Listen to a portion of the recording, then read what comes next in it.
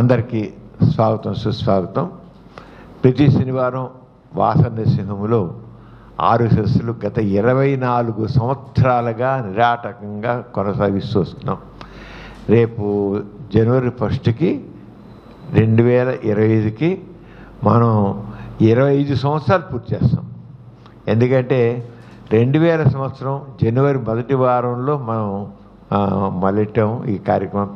అక్కడి నుంచి ఆ రోజు ఈ రోజు వరకు కరోనా టైంలో కూడా మనం ఒక్కసారి కూడా ఒక వారం కూడా బ్రేక్ ఇవ్వకుండా చేసుకుంటూ వచ్చాం. ఇంకోటి, ఈ రోజున ప్రముఖ గైనకాలజిస్ట్ డాక్టర్ కె ప్రభాదేవి గారు మాట్లాడుతున్నారు. ఆవిడ very dynamic lady, very famous gynaecologist.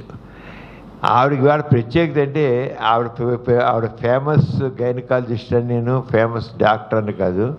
ఇవాళ 1300 వీక్లీ హెల్త్ ప్రోగ్రాంలో పార్టిసిపేట్ చేస్తున్నారు. ఆ క్రెడిట్ గోస్ టు హెర్. నిజంగా ఆవిడ ఎంతో ఇంట్రెస్ట్ మన హెల్త్ ఎడ్యుకేషన్ కార్యక్రమంలో ఆమె ఎప్పుడు పార్టిసిపేట్ చేస్తున్నారు. అంచేకే ఈ క్రెడిట్ ఆవిడకి దక్కింది. 1300 కార్యక్రమంలో మేడం మీరు పార్టిసిపేట్ చేస్తున్నారు. 1000 అంచేది ఈరోజు ఈ కార్యక్రమం 1300 కార్యక్రమం, 1300 ఇప్పటికి 1300 కార్యక్రమాలు చేసాం. ఈ 1300 కార్యక్రమంలో పార్టిసిపేట్ చేస్తున్న మీ అందరికీ, అలాగే లైవ్లో చూస్తున్నటువంటి మరి ఫేస్బుక్ ఫ్రెండ్స్కి అందరికి కూడా వెరీ ప్లెజెంట్ గుడ్ మార్నింగ్. ఇప్పుడు ఈ రోజున డాక్టర్ ప్రభాదేవి గారు యాంటీనేటల్ కేర్ అంటే గర్భిణీ స్త్రీలు తీసుకోవాల్సిన జాగ్రత్తలు ఏమిటి అనే విషయం మీద మాట్లాడుతున్నారు. యాంటీనేటల్ అంటే ప్రెగ్నెంట్గా ఉండగా లేడీ ఎటువంటి జాగ్రత్తలు తీసుకోవాలని, దాన్ని యాంటీనేటల్ కేర్ అంటారు.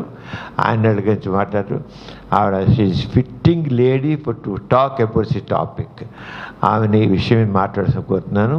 ఓవర్ టు డాక్టర్ ప్రభాదేవి గారు. So very good morning doctor సమరం గారు, డాక్టర్ మారు గారు. ఈ వాసవ్య నర్సింగ్ హోమ్ తరఫున ప్రతి వారము ఈ హెల్త్ టాక్స్ చాలా బాగా మిస్ అవ్వకుండా గత 25 సంవత్సరాలుగా జరుపుతున్నారంటే చాలా ఆనందకరమైన విషయం. ఆనందకరమే కాకుండా ఇది చాలా కష్టతరమైన చర్య. సిల్వర్ జూబ్లీ సెలబ్రేషన్స్ చేసుకుంటున్నారు రేపు జనవరి 2025 అంటే నాకు చాలా ఆనందంగా ఉంది. నేను ఈ గత 27 సంవత్సరాల నుంచి కూడా కొన్ని టాక్స్కి వస్తున్నాను. కానీ నా లక్కీ ఫిగర్ ఏంటంటే టుడే 1300. లాస్ట్ టైం కూడా 1016. అలాగా నాకు లక్కీ ఫిగర్స్ దొరుకుతున్నాయి. సో ఈ అవకాశం ఇచ్చిన సమరం గారు ఎంతో సర్వీసులు చేస్తున్నారని, మారు గారు ఎంతో సర్వీసులు చేస్తారు. హాస్పిటల్లో ఎగ్జిబిషన్ చూస్తేనే తెలిసిపోద్ది మీకు. సో ఏ విధంగా అందరికీ సర్వీసులు, పూర్ పీపుల్కి వైద్యం అందేటట్టు HIV ఎయిడ్స్లో ఎంతో కృషి చేసి ఎన్నో అభినందనలు, ఎన్నో సత్కారాలు నేషనల్ ఇంటర్నేషనల్గా పొందారంటే అది గర్వించవలసిన విషయం. సమరం గారు తెలియని వారంటూ ఉండరు డెఫినెట్గా. సో నాకు సమరం గారి ద్వారా ఈ అవకాశం ఇస్తున్నందుకు నేను చాలా గర్వపడుతున్నాను. సో ఇవాళ వాసవ్య నర్సింగ్ హోమ్లో నాకు ఇచ్చిన అవకాశం ఏంటంటే antenatal care. So anti means ముందు, నేటల్ మీన్స్ డెలివరీ. అంటే డెలివరీకి ముందు ఉండేది గర్భిణీ స్త్రీలో ఏ విధంగా మనం చూపించుకోవాలి, ఏ విధంగా మనం తగు జాగ్రత్తలు వాళ్ళకి అలవాటు చేయాలి అనే దానికి ఇవాళ మనం యాంటీనేటల్ కేర్ అంటాం. ఇది తెలుగులో అంటే క్లియర్గా తెలుగులో ట్రాన్స్లేట్ చేసుకుని తీసుకొచ్చాను, పవర్ పాయింట్ చేసి. అర్థమవుతుంది కొందరికి. అర్థం కానప్పుడు మీకు ఏమైనా డౌట్ ఉంటే చివరిలో మీ క్వశ్చన్స్ అడగచ్చు. సో గర్భిణీ స్త్రీ ఎందుకు చెకప్ చేసుకుని ఎందుకు రెడీగా డెలివరీ టైంకి మంచిగా ఉండాలి అని అనుకుంటానికి కారణం ఏంటంటే, ముఖ్యంగా దీని తెలుగులో మనం ఏమంటామంటే సానుకూల గర్భధారణ. అంటే గర్భిణీ స్త్రీలు తీసుకునే జాగ్రత్తల్ని మనం సానుకూలంగా, ఎటువంటి టైంలో ఎప్పుడెప్పుడు జాగ్రత్తగా హాస్పిటల్కి వెళ్ళాలి, ఎలాంటి మందులు వాడాలి, ఎలాంటి ఇంజక్షన్లు చేసుకోవాలి, ఎలాంటి సలహాలు పొందాలి, ఎలాంటి జాగ్రత్తలు తీసుకోవాలి అనే దాని గురించి నేను ఇవాళ మీకు అందరికీ వివరిస్తాను. సో దీనినే మనం ఏమంటామంటే జనన పూర్వ సంరక్షణ లేదా ప్రసవ పూర్ణ సంరక్షణ, ప్రసవానికి ముందుండే రక్షణ. మరి ఎందుకు సంరక్షణ ప్రాముఖ్యత ఏమిటి, దాని ఉద్దేశం ఏమిటి అంటే, మనం ఫర్ ఎగ్జాంపుల్ ఒక ఉద్యోగానికి వెళ్తున్నప్పుడు ముందు మనం తయారై వెళ్తాం. మంచిగా తయారై వెళ్తే ఇంటర్వ్యూలో మనం పాస్ అవుతాం కదా. అలాగే గర్భిణీ స్త్రీ ఈ 9 నెలలు ఉంటుంది. చాలా ప్రయాణం, జర్నీ అనేది 9 నెలలు. ఈ 9 నెలలు ఆరోగ్యంగా ఉన్నప్పుడే సుఖప్రసవం కానీ మంచి పండంటి బిడ్డను కానీ ఇవ్వడానికి అవకాశం ఉంటుంది. సో దానికి ఉండే ముందు 9 నెలల జర్నీ ఏ విధంగా మనం తనని కాపాడుకోవాలి గర్భిణీ స్త్రీ అనే రక్షణనే మనం సంరక్షణ అంటాం. ఓకే, దీని ఉద్దేశం ఏమిటి అంటే తల్లి బిడ్డ ఆరోగ్యంగా ఉండడమే కాకుండా వాళ్ళకి అనారోగ్యం లేకుండా చేయాలి. ఆరోగ్యవంతమైన బేబీని కనడం కన్నా కూడా తల్లి ఆరోగ్యం ముందు ముందు కూడా ఆరోగ్యంగా ఉండాలి. అనారోగ్యంతో ఒకప్పుడు గర్భిణీ స్త్రీల్లో క్షీణించే అనారోగ్యం తర్వాత డెలివరీ అయిన తర్వాత కూడా ఉంటుంది. అలాంటి అనారోగ్యం అంటే మనకి ఇంగ్లీష్లో మార్బిడిటీ అంటాం. మోర్టాలిటీ అంటే చావు. తల్లి మరణిస్తుంది కొన్ని ప్రమాదాలతో, అట్లాగే బిడ్డ లోపల ప్రెగ్నెంట్గా ఉన్నప్పుడు గర్భిణీ స్త్రీగా ఉన్నప్పుడు చనిపోవడం కానీ, లేకపోతే కాన్పైన ఇమీడియట్గా చనిపోవడం కానీ అలా జరిగినప్పుడు అది నిజంగా ప్రమాదం కింద మనం సూచిస్తాం. సో ఈ 2 ప్రమాదాలు లేకుండా మనం ఇద్దరినీ సుఖవంతమైన గర్భిణీ తర్వాత డెలివరీ కాన్పు చేసి వాళ్ళు సుఖవంతంగా ఉంటే ఇంట్లో ఆనందంతో పాటు మన కంట్రీ అంటే దేశానికి కూడా మన మదర్ డెత్ తక్కువగా ఉంటే మన దేశం అభివృద్ధి చెందుతున్న దేశంగా మనం పరిగణిస్తాం. సో ఉద్దేశం ఏంటంటే ముఖ్యంగా తల్లి మరణాలు బిడ్డ మరణాలు తగ్గించవలసిన అవసరం ఉంది కనుకే ఈ సంరక్షణ అనేది చాలా ముఖ్యమైనది. ప్రపంచం మొత్తంలో ఈ సంరక్షణ ఎంతమందికి లభిస్తుంది? మరి మనం అందరు గర్భిణీ స్త్రీలు ఖచ్చితంగా ఒక ఆసుపత్రికి వెళ్ళి చక్కగా సంరక్షించుకుంటే చాలా మంచిదే. కానీ మొత్తం ప్రపంచం మొత్తం మీద చూస్తే కనుక ఓన్లీ 64% మంది, అది కూడా చాలామంది ప్రచారం చేసి ఈ గర్భిణీ స్త్రీలని హాస్పిటల్కి తీసుకురావడం జరుగుతుంది కనుక 64% వరకే ఈ సంరక్షణ జరుగుతుంది. మరి మిగతా 36% ఏమవుతుంది అంటే ఇంటికాడ కాన్పవడం కానీ చూపించుకోకపోవడం కానీ అలా జరుగుతున్న వాళ్ళల్లో రూరల్ ఏరియాస్ అంటే పల్లెటూళ్ళల్లో ఇంటికాడే ప్రసవం జరగటం ఇలా జరుగుతున్న వాళ్ళల్లో ఏమవుతుందంటే మరణాల సంఖ్య ఎక్కువగా ఉంటుంది.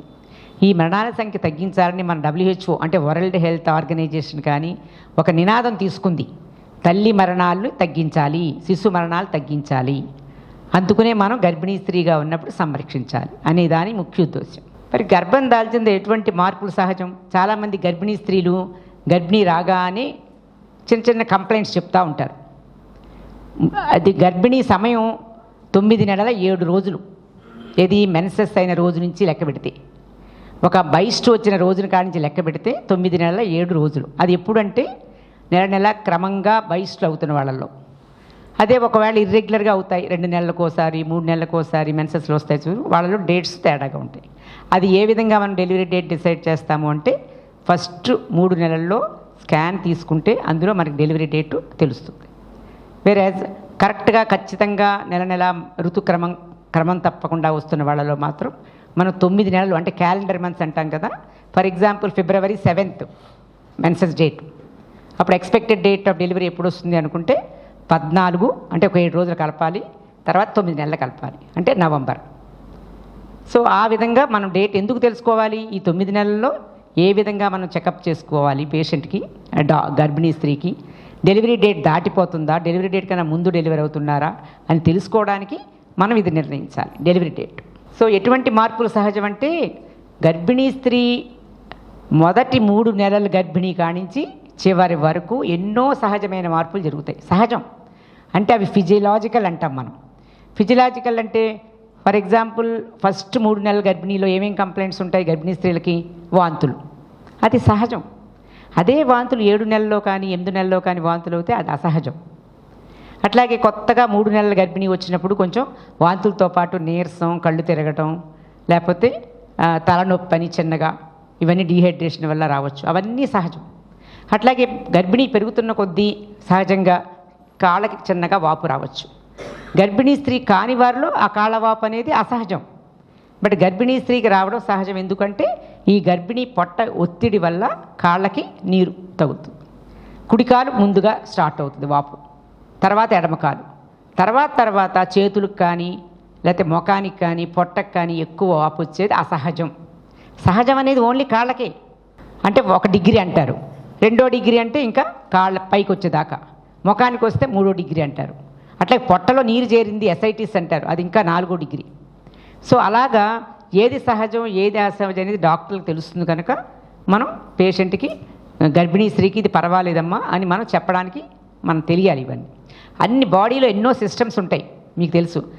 ఒకవేళ అంటే heart system, central nervous system, అన్నం పేగులు అంటే జిఐటి సిస్టమ్, మస్కులోస్కెలిటల్ సిస్టమ్, అన్ని రకరకాల యూరినరీ బ్లాడర్ సిస్టమ్, అన్ని సిస్టమ్స్ మార్పులు వస్తాయి. అన్ని మార్పులు వస్తాయి. అంటే మేము స్కాన్ చేస్తే కొంచెం కిడ్నీ నాళాలు ఉబ్బుతాయి. సో వ్యారికోజ్ వెయిన్స్ ఉంటాయి కదా కాళ్ళల్లో, ఆ కాళ్ళల్లో నరాలు ఉబ్బుతాయి. సో ఇవన్నీ కొన్ని సహజమైన మార్పులు పర్వాలేదు. బట్ అసహజంగా ఉండే మార్పులు మాత్రం డాక్టర్స్ గమనిస్తే ఇది ప్రాబ్లం, ఇది నీకు కాంప్లికేషన్ లెక్క అని తెలుసుకునే ఐడియాలో మనం ఉండాలి. ఆ విధంగా మనం సహజం అసహజం అనేవి కొన్ని తెలుసుకుంటే దాన్ని బట్టి మనం గర్భిణీ స్త్రీ మంచిగా ఉన్నారా లేకపోతే కొంచెం ఆయాస పడతా ఉంటారు గర్భిణీ స్త్రీలు 7వ నెల 8వ నెల వచ్చేటప్పటికి. ఎందుకు అంటే ఉదర కుహరం ముందుకు జరుగుతుంది, పైకి జరుగుతుంది. సో దానివల్ల ఆయాస పడతారు. ఆయాస పడినంత మాత్రాన నీకేదో గుండె జబ్బు ఉంది లేకపోతే ఊపిరితిత్తుల జబ్బు ఉంది అని గబగబా మనం హడావుడిగా టెస్టులు చేయవలసిన అవసరం ఉంది అంటే చేయాలి, లేదు అంటే అక్కర్లేదు. అంటే మనం మెట్లు ఎక్కినప్పుడు లేదా స్పీడ్గా నడిచినప్పుడు ఆయాస పడుతున్నారు అంటే అది సహజం, లేదు కూర్చున్నప్పుడు కూడా ఆయాస పడుతున్నారు అంటే అది అసహజం. అలాగా అన్ని రకాల మార్పులు గుండెలో కానీ ఊపిరితిత్తుల్లో కానీ మస్క్యులోస్కెలిటల్ అంటే నడవటానికి కూడా వాళ్ళు కొంచెం కష్టపడతారు. మామూలు గర్భిణీ స్త్రీ కాకుండా ఎలా నడుస్తారో అలా నడవలేరు వాళ్ళు. నడక కూడా మార్పు వస్తుంది, ఎందుకంటే వెన్నెపూస కూడా ముందుకు తొచ్చుకుంటుంది, మినిమం లార్డోసిస్ ఉంటుంది. సో ఈ విధంగా అన్ని రకాల మార్పులు వస్తాయి. అందుకనే మనం ఎప్పుడైనా మన జాబ్ హోల్డర్స్లో గర్భిణీ స్త్రీ వచ్చింది అనుకుంటే ఆవిడకి కొంచెం మనం ఆవిడకి కన్సెషన్ ఇస్తాం కదా, కొంచెం రెస్ట్ తీసుకోండి పర్వాలేదు, తేలిక వర్క్ చేసుకోండి అని చెప్తాం. ఎందుకంటే అవన్నీ సహజమైన మార్పులతో ఆవిడ కొంచెం బాధాకరంగా బాధపడే అవకాశం ఉంటుంది కనుక. మరి గర్భం దాల్చిన తర్వాత చాలామందికి అనుమానం ఉంటుంది, మొట్టమొదటిగా డాక్టర్ గారిని ఎప్పుడు సంప్రదించాలి? చాలామందికి అనుమానం ఉంటుంది. మన ఇళ్లలో వింటాం, మా దగ్గరికి వస్తూ ఉంటారు, 5వ నెలలో వస్తారు. ఏంటమ్మా ఇంత లేటుగా వచ్చావి అంటే మా అత్తగారు 5వ నెలలో వెళ్ళొచ్చు పర్వాలేదు అన్నారు. అత్తగారు ఆ ఒపీనియన్ చెప్తారన్నమాట. అలా కాదు, ఒక స్త్రీకి గర్భిణీ వచ్చింది అంటే ఎలా అనుమానం వస్తుంది వాళ్ళకి? ఎప్పుడైనా మెన్సెస్ లేటుగా రాలేదు, కనీసం 15 రోజులు దాటింది అనుకున్న దాని మీద అంటే అప్పుడు 6 వారాలు గర్భిణీ ఉంటుంది. మెన్సెస్ డేట్ నుంచి నెలకి మెన్సెస్ రాలేదు అంటే ఇంకో 15 రోజులు వేసుకుంటే 6 వారాలు గర్భిణీ. 6 వారాల గర్భిణీ సమయంలో 7 వారాల గర్భిణీ సమయంలో చూపించుకుంటే చాలా మంచిది. ఎందుకు? వైద్యుని ఎప్పుడు సంప్రదించాలంటే 6వ వారం 7వ వారం, కనీసం మొదటి 12 వారాల లోపలైనా సంప్రదించాలి. ప్రెగ్నెన్సీ గర్భిణీ అనేది ఏ విధంగా డివైడ్ అవుతుందంటే ఈ 9 నెలల గర్భిణీ ఫస్ట్ 3 నెలల్ని ఫస్ట్ ట్రైమిస్టర్ అంటాం, ఫస్ట్ 12 వారాలు. 12 నుంచి 28 వారాల గర్భిణీని సెకండ్ ట్రైమిస్టర్ అంటాం. అట్లాగే 28 వారాల నుంచి 40 వారాలు థర్డ్ ట్రైమిస్టర్. సో గర్భిణీ సమయం 9 నెలల 7 రోజులు అని చెప్పాను క్యాలెండర్. అదే వారాల ప్రకారం తీసుకుంటే 40 వారాలు. చాలామందికి అనుమానం వస్తుంది, అడుగుతారు కూడా, 9 నెలలు అంటున్నారు 40 వారాలు అంటున్నారు ఏంటండి అని. క్యాలెండర్ మంత్కి ఎన్ని రోజులు ఉంటాయి? 30 రోజులు కానీ 31 రోజు కానీ ఉంటుంది కదా. సో 30 రోజులు డివైడ్ చేస్తే 4 వారాలు ప్లస్ 2 రోజులు ఎక్స్ట్రా ఉంటుంది కదా. ఆ విధంగా 9 × 2 రోజులు ఎక్స్ట్రా తీసుకుంటే ఇది 40 వారాలు. 40 వారాల గర్భిణీని 12 వారాలు మొదటి ట్రైమిస్టర్ కింద, త్రైమాసికం కింద, 12 వారాల నుంచి 28 వారాలు సెకండ్ ట్రైమిస్టర్, 28 వారాల నుంచి 40 వారాలు థర్డ్ ట్రైమిస్టర్ అంటారు. సో ఏ ట్రైమిస్టర్లో ఫస్ట్ ట్రైమిస్టర్ 3 నెలల లోపల వాంతులు ఎక్కువగా ఉంటాయని చెప్పాను కదా. మళ్ళీ second trimester best trimester. Second trimester హెల్దీగా ఉంటారు గర్భిణీ స్త్రీలు. మళ్ళీ థర్డ్ ట్రైమిస్టర్ అంటే 28 వీక్స్ నుంచి మళ్ళీ కొంచెం ఆయాసం మొదలు పెట్టడం, బరువు ఎక్కువ అవటం ఇవన్నీ ఉంటాయి కాబట్టి ఎక్కువ కష్టంగా ప్రయాస పడతా ఉంటారు. అందుకనే మనం ఏం చేస్తామంటే కొందరికి గర్భిణీ స్త్రీలకి 28 వీక్స్ దాటాక యావరేజ్ రెస్ట్ తీసుకుని 36 వీక్స్ దాటాక మెటర్నిటీ లీవ్ తీసుకోమని కూడా చెప్పడం అవుతుంది. మరి తదుపరి సంప్రదింపులు ఎప్పుడు సంప్రదించాలి? ఒకసారి 6వ వారంలో చెకప్ చేసుకున్న తర్వాత మళ్ళీ తర్వాత అంటే ఒక సీరియల్ ఆర్డర్ ఉంటుంది, వరల్డ్ హెల్త్ ఆర్గనైజేషన్ ప్రకారం కానీ గైడ్ లైన్స్ ప్రకారం కానీ. సో స్టార్ట్ చేసిన తర్వాత 6వ వారం 7వ వారం దాటిన తర్వాత ప్రతి నెల కనీసం 28 వారాల వరకు, అంటే 7 నిండే వరకు నెల 28 వారాలు దాటిన తర్వాత అంటే 7 నెలలు నిండిన తర్వాత 15 రోజులకు ఒకసారి. ఎందుకంటే కాంప్లికేషన్స్, తల్లికి గర్భిణీ స్త్రీకి వచ్చే కాంప్లికేషన్స్ కానీ ప్రమాదాలు కానీ 3వ త్రైమాసికంలో ఎక్కువ ఉంటాయి, అంటే 28 వారాలు దాటాక ఎక్కువ ఉంటాయి. సో 28 వారాలు దాటాక 15 రోజులకు ఒకసారి కనీసం అట్లాగే 36 వారాలు అంటే చివరి నెలలో కనీసం వారం వారం చెకప్. ఆ ప్రకారం చెకప్లు చేసుకుంటే సుమారుగా 12-15 గర్భిణీ స్త్రీ చెకప్లకు రావాల్సిన అవసరం ఉంటుంది. కానీ వరల్డ్ హెల్త్ ఆర్గనైజేషన్ ప్రకారం అట్లీస్ట్ 12-15 చెకప్ల బదులు కనీసం వాళ్ళు 8 చెకప్లకు వచ్చినా మంచిదే, ఆరోగ్యంగా ఉంటారు. మనం మెటర్నల్ డెత్ని కానీ మార్బిడిటీని కానీ అనారోగ్యాన్ని కానీ తగ్గించవచ్చు అని అంచనాలు. ఇంకా రాని వాళ్ళల్లో కనీసం 4 చెకప్లు. కనీసం 4 ఎప్పుడు అంటే ఫస్ట్ 12 వారాల్లో ఒకటి, మళ్ళీ 20 వారం లోపల ఒకటి, అంటే అప్పుడు ఏమేం చేస్తామని చెప్తాను. 28 వారాలప్పుడు ఒకసారి, 36 వారాలప్పుడు కనీసం అంటే కాని పరిస్థితిలో మంచిగా ఉండాలంటే కనీసం 8 చెకప్లు. మరి గర్భం దాల్చిన తర్వాత ఎన్నిసార్లు వైద్యం సంప్రదించాలంటే చెప్పాను కదా, మంచిగా ఉండాలి అంటే 12-15 తనిఖీలు, కనీసం వరల్డ్ హెల్త్ ఆర్గనైజేషన్ ప్రకారం అయితే కనీసం 8, ఇంకా కాని పరిస్థితుల్లో కనీసం 4 చెకప్లు చేసుకుంటే మనం గర్భిణీ స్త్రీని ఎంతో విధంగా మనం అనారోగ్యాన్ని రాకుండా కాపాడతాం. మరి మొదటి సంప్రదింపు వలన ఏమి ఉపయోగాలు ఉంటాయి? ఎందుకు 6 వారాల లోపల, 7 వారాల లోపల, లేకపోతే కనీసం 12 వారాల లోపల మనం చెకప్ చేసుకోవాలి అంటే చాలా అడ్వాంటేజ్. మనం ఏం చేస్తామంటే హిస్టరీ టేకింగ్ అంటే ఆవిడ చరిత్ర. సో ఆవిడ వయసు ఎంత, మ్యారేజ్ ఎన్నాళ్ళయింది. ఇప్పుడు మ్యారేజ్ అయిన తర్వాత 10 ఏళ్ళ తర్వాత గర్భిణీ వచ్చిందనుకోండి, దాన్ని ఏమంటాం మనం, చాలా లేట్గా వచ్చింది కాబట్టి అది చాలా రక్షించవలసిన అవసరం ఉంది మనకి, ప్రెషస్ ప్రెగ్నెన్సీ అంటారు. అట్లాగే 1 ఇయర్ లోపలే పెళ్ళైన వెంటనే వచ్చిందనుకో, ఆవిడకి చాలా ఫెర్టిలిటీ అనేది చాలా ఎక్కువగా ఉన్నట్లు లెక్క. అట్లాగే ఏజ్ ఉందనుకోండి, ఉదాహరణకి 35 ఏళ్ళు పైబడ్డ తర్వాత ప్రెగ్నెన్సీ వస్తే అది కాంప్లికేటెడ్ ప్రెగ్నెన్సీ, ఎల్డర్లీ అంటారు, వయస్సు వృద్ధ గ్రావిడ అంటారు. అట్లాగే ఇప్పుడు టీనేజ్ ప్రెగ్నెన్సీలు కూడా మనం వింటాం. రూరల్ ఏరియాలో పెళ్ళిళ్ళు 16 ఏళ్ళకి 14 ఏళ్ళకి చేసుకుని ప్రెగ్నెంట్ అవుతారు. బిలో 19 ఇయర్స్ వస్తే దాన్ని టీనేజ్ ప్రెగ్నెన్సీ, ఆ వయసు అడోల్సెంట్ అంటారు కదా. ఇవన్నీ కాంప్లికేటెడ్ ప్రెగ్నెన్సీలు. హిస్టరీ ఎందుకు తీసుకుంటామంటే ఆవిడకి వయసు ఎంత, పెళ్ళయి ఎన్ని సంవత్సరాలు అయ్యింది, తర్వాత ఆవిడకి ఏమైనా అనారోగ్య కారణాలు ఉన్నాయా, బీపీ ఉందా, షుగర్ ఉందా, థైరాయిడ్ ఉందా, అంతకుముందు గర్భిణీలు ఎన్ని వచ్చినాయి, ఇది మొదటి గర్భిణీయా లేకపోతే రెండో గర్భిణీయా, మొదటి కాన్పు సులువుగా అయ్యిందా లేదా, నెలలు నిండాక అయ్యిందా లేదా, శిశువు తల్లి బాగున్నారా, ఆరోగ్యంగా ఉన్నారా, అన్ని వివరాలు కనుక్కోవడాన్ని హిస్టరీ టేకింగ్ అంటారు. ఆ హిస్టరీ టేకింగ్లోనే మనకు కొన్ని కాంప్లికేషన్స్ అర్థమవుతాయి. సో ముందుగా బేబీ పోయినట్టు, లేకపోతే అబార్షన్ అయినట్టు, లేకపోతే సిజేరియన్ ఆపరేషన్ అయినట్టు, ఈ విధంగా మనం హిస్టరీ చేసుకోవడం వల్లే కొన్ని సమస్యలు ఉన్నాయా లేదా అనేది ఆ గర్భిణీ ద్వారా మనకు తెలుస్తుంది. గ్రావిడా అంటే ఏంటి, మొదటి కాన్ప రెండో కాన్ప అని తెలుసుకోవడానికి గ్రావిడా అంటాం. పారా అంటే అంతకుముందు డెలివరీలు అయిన వాళ్ళని మనం పారా అంటాం. 28 వారాలు దాటితే మనం కాన్పు అయితే అది కాన్పు కింద లెక్క, 28 వారాల ముందు అది అబార్షన్ కింద లెక్క. అట్లాగే బేబీ బతికి ఉన్నదా లేకపోతే శిశువు మరణించి పుట్టిందా అనేది తెలుసుకుంటాం. అట్లాగే ఆబ్స్టెట్రిక్ హిస్టరీ అంటే ఇందాక చెప్పాను కదా, నెలలు నిండిన తర్వాత కాన్పు అయిందా లేకపోతే ముందుగా కాన్పు అయిందా. నెలలు నిండిన తర్వాత కాన్పు అయిందంటే ఏంటంటే 37 వారాలు దాటిన తర్వాత కాన్పు అయితే అది నెలలు నిండిన కాన్పు. అట్లాగే 28 వారాలు దాటి 37 వారాల లోపల కాన్పు అయితే దాన్ని ప్రిమెచ్యూర్ డెలివరీ అంటారు. నెలలు నిండకుండా కాన్పు అంటారు ప్రిమెచ్యూర్ డెలివరీ. బిఫోర్ 28 వీక్స్ అంటే 28 వీక్స్ కన్నా ముందు మనం అది గర్భిణీ పోతే దాన్ని ఏమంటామంటే అబార్షన్ అంటాం. 40 వారాలు దాటిన తర్వాత కాన్పు అయితే ఏమంటామంటే పోస్ట్ డేటెడ్ డెలివరీ అంటారు, డేట్ దాటిపోయింది. ఈ విధంగా మనం క్లాసిఫై చేస్తాం అన్నమాట. ఇందాక నేను చెప్పాను కదా, ఎల్ఎంపి అంటే లాస్ట్ మెన్స్ట్రువల్ పీరియడ్. ఎప్పుడైతే చివరగా మెన్సెస్ అయిన డేటు, ముందు ఇవాళ అయ్యారు మెన్సెస్ అనుకుంటే ఇవాళ డేటు, దానికి 9 నెలల క్యాలెండర్ మంత్స్ ప్లస్ 7 రోజులు కలిపితే డెలివరీ డేట్ వస్తుంది. అది ఎందులో అంటే రెగ్యులర్గా పీరియడ్స్ వచ్చే వాళ్ళలోనే.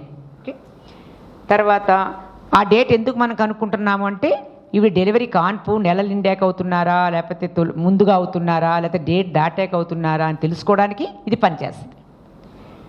సో పాస్ట్ హిస్టరీ అంటే కాన్పు గర్భిణీ రాకముందు ఏమైనా ఆవిడకి ఇంపార్టెంట్ మెడికల్ హిస్టరీ కానీ సర్జికల్ ఏమైనా మందులు వాడుతున్నారా, సమస్యలు ఉన్నాయా, ఫిట్స్ ఉన్నాయా, బీపీ ఉందా, షుగర్ ఉందా, థైరాయిడ్ ఉందా, ఇలాంటి సమస్యలు ఉంటే ఆ సమస్యలకు ఏమైనా మందులు వాడుతున్నారా అని తెలుసుకోవాలి. అట్లాగే పర్సనల్ హిస్టరీ అంటే వెజిటేరియన్నా నాన్ వెజిటేరియన్నా, ఫుడ్ బాగానే న్యూట్రిషియస్గా తీసుకుంటున్నారా, ఎనీ అలర్జీస్ ఉన్నాయా, అలాంటివన్నీ పర్సనల్ హిస్టరీ అంటారు. ఫ్యామిలీ హిస్టరీ, సమ్టైమ్స్ కుటుంబ యొక్క అంటే తల్లిదండ్రులు కానీ మేనమామలు, తాతవ్వలు గారు, నాన్నమ్మలు ఇలాంటి వాళ్ళల్లో ఏమైనా షుగర్ కాంప్లికేషన్స్, బీపీ కాంప్లికేషన్స్, పుట్టుకతో వచ్చే తేడాలు కూడా ఉంటాయి. కొందరికి అవి ఏంటంటే జెనెటిక్గా వంశపారంపర్యంగా రన్ అవుతాయి. అలాంటి హిస్టరీ ఉందా కూడా అని మనకు తెలుసుకోవాలి. Very very important. So drugs ఏమైనా మందులు వాడుతున్నారు అంటే ఆ మందులు ఇప్పుడు ప్రస్తుతం గర్భిణీలో వాడవచ్చా, లేకపోతే మానివేయాలా, లేకపోతే డోస్ పెంచాలా, లేకపోతే కన్సర్న్ డాక్టర్ గారిని సంప్రదించాలా. ఉదాహరణకి ఫిట్స్ వాడుతున్నారు పిల్లలు. ఫిట్స్ పిల్లలు మనం రాగానే గర్భిణీ స్త్రీకి మనం మానేసామనుకో అది ఉధృతం అయిపోతుంది. అట్లాగే హార్ట్కి మందులు వాడుతున్నారు, అవి వాడవలసిన అవసరం ఉందా లేదా కరస్పాండింగ్ డాక్టర్ గారికి మేము పంపించి మళ్ళీ డోసులు పెంచడమా లేకపోతే ఏమి చేయాలి అనేది మనం నిర్ణయిస్తారు. ఎటువంటి పరీక్షలు చేస్తారు మరి? ఇవన్నీ హిస్టరీ అంతా అయిపోయిన తర్వాత పరీక్షలు అంటే ఇప్పుడు హైట్ చూస్తాం రొటీన్గా చెప్పాలంటే. ఎందుకు హైట్ చూస్తాం? గర్భిణీ స్త్రీలకి పొట్టిగా ఉన్న వాళ్ళు కాన్పు ప్రాబ్లంగా ఉంటుంది, వాళ్ళకి ద్వారం తక్కువగా ఉంటుంది. అందుకు హైట్ అనేది చాలా ఇంపార్టెంట్. ఒకవేళ 140 సెంటీమీటర్ల కంటే ఉంటే మేము షార్ట్ అంటాం. అట్లాగే వెయిట్ ఇంపార్టెంట్. వెయిట్ కూడా బిఎంఐ క్యాలిక్యులేట్ చేస్తాం కదా, లావుగా ఒబీజ్ అంటారు కదా, అట్లాగే లీన్. ఇప్పుడు ఎక్కువగా చాలామంది ఒబీజ్గా వస్తున్నారు. ఒబీజ్గా వచ్చే వాళ్ళలో కాంప్లికేషన్స్ ఎక్కువ ఉంటాయి. ఉదాహరణకి ఒబీజ్ పీపుల్ శరీరం ఎక్కువగా బరువు ఉంటే 30 కంటే బిఎంఐ ఉంటే వాళ్ళలో బీపీ వచ్చే అవకాశం, అట్లాగే షుగర్ వచ్చే అవకాశం, కాన్పు కష్టమయ్యే అవకాశం అన్ని రకాలుగా ఉంటాయి. అట్లాగే జనరల్ ఎగ్జామినేషన్, గెయిట్ అంటే నడక. నడక అంటే అందరూ సమానంగా నడుస్తారు. కొంతమంది పోలియో పేషెంట్లు ఉంటారు. పోలియో పేషెంట్కి కాలు అవుడుగా ఉండటం వల్ల నడక కుంటిగా నడుస్తారు. దానివల్ల ఏమవుతుందంటే ప్రభావం వెన్నుముక్క మీద పడుతుంది, దానివల్ల పెల్విక్ బోన్ మీద కూడా ప్రభావం పడుతుంది. ఇలాంటి వాళ్ళు కాన్పు చాలా కష్టతరంగా ఉంటుంది. ఇలాంటి వాళ్ళలో ఎక్కువగా సిజేరియన్ ఆపరేషన్ పడుతుంది. సో దాన్ని గమనించి మనం హై రిస్క్ ఉందా లేదా అనేది గమనించాలి. జనరల్ ఎగ్జామినేషన్ అంటే పేషెంట్కి ఎనీమియా ఉందా, రక్తహీనత ఉందా, జాండీస్ కాముర్లు ఉన్నాయా, లేకపోతే బ్లూగా మారుతాయి. కొన్ని హార్ట్ డిసీజ్ ఉందనుకోండి లిప్స్ అన్నీ బ్లూగా ఉంటాయి, సైనోసిస్ అంటారు. అలాంటివి ఏమైనా ఉన్నాయా అనేది మేము జనరల్ ఎగ్జామినేషన్లో. కాళ్ళకు వాపు ఉందా, వాపు సహజమైన వాపా లేకపోతే అబ్నార్మల్గా బాగా వాపు వచ్చి బాడీ మొత్తం వాపు ఉందా అని చూస్తారు. అట్లాగే వైటల్స్ అంటే టెంపరేచరు, పల్సు, బీపీ, ఇవన్నీ రెస్పిరేటరీ రేట్. ఈ 4 చాలా ముఖ్యం గర్భిణీ స్త్రీకి. ఇది ఆబ్స్టెటిక్ ఎగ్జామినేషన్ అంటే ఉదర పరీక్ష. ఉదర పరీక్షలో మనం ఏమేం చేస్తాం? ఇప్పుడు 3 నెలల గర్భిణీ వరకు గర్భసంచి అనేది పెల్విక్లోనే ఉంటుంది. అది పైకి రావడం మొదలు పెడుతుంది. ఈ చార్ట్ ప్రకారం అయితే ఇప్పుడు 20 వారాలు గర్భిణీ స్త్రీ ప్రకారం అప్పుడు 20 వారాలంటే గర్భసంచి ఎక్కడి వరకు ఉండాలంటే బొడ్డు దాకా ఉండాలి. అదే 36 వారాలు గర్భిణీ అనుకోండి, ఇక్కడ జిఫీస్టర్నం బోన్ ఉంటుంది కదా, అక్కడ దాకా ఉండాలి. ఇలా లేనప్పుడు మనకు అనుమానం ఏమొస్తుంది? బేబీ సరిగ్గా పెరగట్లేదు, శిశు పరిమాణం సరిగ్గా లేదని అనుమానం వచ్చినప్పుడు మేము స్కానింగ్ తీస్తాం. ఒకప్పుడు కడుపులో బేబీ పోయిందనుకోండి పెరగదు. ఒకప్పుడు కడుపులో బేబీ ఎక్కువగా పెరుగుతుంది, లేకపోతే ఉమ్మునీరు ఎక్కువగా ఉంది అంటే కవల పిల్లలు పుడుతున్నారు అంటే ఎక్కువగా ఉంటుంది పొట్ట. దీన్ని బట్టి మనం నిర్ణయిస్తాం. అంటే హైట్ చూస్తారు, అట్లాగే చుట్టుకొలత కూడా చూస్తారు. దీన్ని బట్టి పరిమాణాలు మాకు ఐడియా ఉంటుంది. అట్లాగే ఆబ్స్టెటిక్ ఎగ్జామినేషన్ అంటారు. ఈ ఎగ్జామినేషన్లో మనకి పొట్ట ఎన్ని వారాలకి సరిపడా ఉన్నది, అదే కాకుండా శిశువు తల కిందకున్నదా లేదా ఎదురుకాళ్ళతో ఉన్నదా. ఇది శిశువు సహజంగా ఉంటుంది. ఎదురుకాళ్ళు చూసారా, ఎదురుకాళ్ళు బ్రీచ్ అంటారు. తల పైన ఉంది, ఎదురుకాళ్ళు కింద ఉన్నాయి. ఇది నిలువుగా లేదు, అడ్డంగా ఉంది ఈ బేబీ. అంటే ఇలా అడ్డంగా ఉన్నప్పుడు కాన్పు చాలా కష్టంగా అవుతుంది. ఇలాంటి వాళ్ళు ఇంటికా డెలివరీ అయ్యారనుకోండి, వాళ్ళు డెలివరీ అవ్వరు కదా, గర్భసంచి చిట్లిపోతుంది. సో ఇలాంటివన్నీ మనం హెల్త్ కేర్ వర్కర్స్ ద్వారా కానీ డాక్టర్స్ ద్వారా కానీ తెలుసుకున్నప్పుడు ఇలా అడ్డంగా ఉన్నప్పుడు హై రిస్క్ ప్రెగ్నెన్సీ కింద మనం లేబుల్ చేస్తాం. యూజువల్గా ఇది 28 వీక్స్ తర్వాత ఇలా ఉంటాయి. 28 వీక్స్కి ముందంతా బేబీ తిరగడం వల్ల డెఫినెట్గా ఏదో పొజిషన్లో ఉండొచ్చు, కానీ 28 వీక్స్ తర్వాత సెటిల్ అవుతుంది. సో ఇది ఎదురుకాళ్ళతో కానీ తలతో కానీ. బట్ ఇలా 1%, 100లో 1% ఇలా ఉండొచ్చు. మరి ఎటువంటి పరీక్షలు చేస్తారు? అందరి గర్భిణీ స్త్రీలకి కొన్ని బేసిక్ టెస్టులు ఉంటాయి. అంటే అందరూ చేసుకోవాల్సిన టెస్టులు అవి. ప్రతి గర్భిణీ స్త్రీ చేసుకోవాల్సిన టెస్టులు సుమారుగా ఇవి 10 కింద లెక్క. ఈ 10 అయినయా లేదా అనేది మనం గమనించాలి. ఇవేమేంటంటే ముఖ్యంగా హిమోగ్లోబిన్, రక్త శాతము, రక్తశాతం ఎంత ఉండాలనుకుంటున్నారు మీరు? సుమారుగా ప్రతి గర్భిణీ స్త్రీకి మామూలుగా కూడా మీ అందరికీ కూడా 12 గ్రాముల కంటే ఎక్కువ ఉండాలి. కానీ గర్భిణీ స్త్రీ కనీసం 11 గ్రాములు ఉన్నా పర్వాలేదు. 11 గ్రాముల కంటే తక్కువ ఉంటే మనం రక్తహీనత అని అంచనా వేస్తాం. అట్లాగే blood grouping and RH typing very very important. Blood group ఎందుకు? ప్రతి గర్భిణీ స్త్రీకి కాన్పు సమయంలో కానీ కాన్పు ముందు కానీ రక్త స్రావం జరిగే అవకాశం చాలా ఎక్కువ ఉంటుంది. దాన్ని మనం ఏమంటామంటే గర్భిణీ డెలివరీకి ముందు వచ్చేదాన్ని యాంటీపార్టమ్ హెమరేజ్ అంటారు. అట్లాగే డెలివరీ అయిన తర్వాత చాలామంది గర్భిణీ స్త్రీలు కాన్పు అయిన తర్వాత చచ్చిపోవడానికి కారణం పోస్ట్ పార్టమ్ హెమరేజ్, డెలివరీ తర్వాత బ్లీడింగ్ వల్ల. ఆ బ్లడ్ గ్రూప్ తెలుసుకోకుండా అప్పుడు మనం చేస్తే మనకి బ్లడ్ బ్యాంక్లో బ్లడ్ గ్రూపు తెలీదు, ఉందో తెలీదు. అందరు గర్భిణీ స్త్రీలకి రక్తం గ్రూప్ తెలుసుకున్న తర్వాత ఒక బ్లడ్ గ్రూప్ బాటిల్ రెడీ పెట్టుకోవాలి డెలివరీ టైంలో. ఎవరికి కాన్పు సమయంలో బ్లీడింగ్ ఎక్కువ అవుతుంది, ఎవరికి తక్కువ అవుతుంది మనకు తెలియదు. అందుకని చాలా ఇంపార్టెంట్ అంశం. అట్లానే RH టైపింగ్, RH అనేది తెలుసు కదా, O పాజిటివ్ అంటారు బ్లడ్ గ్రూప్, పాజిటివ్ నెగిటివ్ అంటారు. నెగిటివ్ బ్లడ్లు త్వరగా దొరకవు. నెగిటివ్ బ్లడ్లు దొరకకుండా మనం రెడీ పెట్టుకోకపోతే కాన్పు సమయంలో ఏమైనా ప్రమాదం అయిందంటే ఇప్పుడు డాక్టర్స్ మీద మెడికో లీగల్ కేసెస్ ఎక్కువ పెడుతున్నారు. ఎందుకంటే మనం ఇవన్నీ ప్రమాదాలు రాకుండా మనం తగు జాగ్రత్తలు తీసుకోవాలి. నెగిటివ్ బ్లడ్ దొరకలేదనుకోండి, నెగిటివ్ డోనార్ ఎవరైనా ఉన్నారా వాళ్ళని బ్లడ్ బ్యాంకుల్లో రెడీ పెట్టుకోవాలి, చాలా ఇంపార్టెంట్. సో దొరకవు త్వరగా బ్లడ్లు. AB గ్రూప్ ఉందనుకో దొరకదు. సో బ్లడ్ బ్యాంకులో సర్టిఫై చేసుకోవాలి గ్రూప్స్ ఉన్నాయా లేదా అనేది గమనించాలి. అట్లాగే థైరాయిడ్ టెస్ట్ అందరికీ ఇప్పుడు మనకి 100లో ఒక 20 మంది గర్భిణీ స్త్రీలు థైరాయిడ్ చాలా లోపిస్తుంది. థైరాయిడ్ లోపం వల్ల ఏమవుతుందంటే శిశువుకి బ్రెయిన్ ఎదుగుదల తక్కువగా ఉంటుంది. ఇది మొదటి 3 నెలల్లో గమనించాలి. ముఖ్యంగా చెప్పాలంటే గర్భిణీ రాకముందు కూడా ఈ థైరాయిడ్ ప్రాబ్లం ఉంటే ఖచ్చితంగా దీని ట్రీట్మెంట్ ఇవ్వాలి. అంటే మనకి గర్భిణీ స్త్రీగా వచ్చినప్పుడే కాకుండా పరీక్షలు, గర్భిణీ కాకుండా కూడా ప్రీ కన్సెప్షనల్ కేర్ అంటారు. అంటే ఒక స్త్రీ మనం ఒక మెడికల్ కాలేజీలో జాయిన్ అవుతున్నాం ఉదాహరణకి, ఏ మెడికల్ కాలేజ్ మంచిదని మీరు తెలుసుకోవడానికి గమనిస్తారు కదా, కౌన్సిలింగ్ చేస్తారు. అట్లాగే గర్భం రాకముందే నాకు గర్భిణీ వస్తే అన్ని జాగ్రత్తలుగా బాగున్నాయా లేదా తెలుసుకోవాలి ముందే. అలాంటప్పుడు థైరాయిడ్ టెస్ట్ చేసామనుకోండి, థైరాయిడ్ లోపిస్తే మనం ట్రీట్మెంట్ ఇస్తాం. ముందుగానే ఇవన్నీ కంట్రోల్లో ఉండాలి. వెయిట్ ఉన్నారనుకోండి కంట్రోల్లో ఉండాలి, షుగర్ ఉందనుకోండి కంట్రోల్లో ఉండాలి, BP ఉందనుకో కంట్రోల్లో ఉండాలి. దాన్ని ప్రీ కన్సెప్షనల్ కేర్ అంటాం.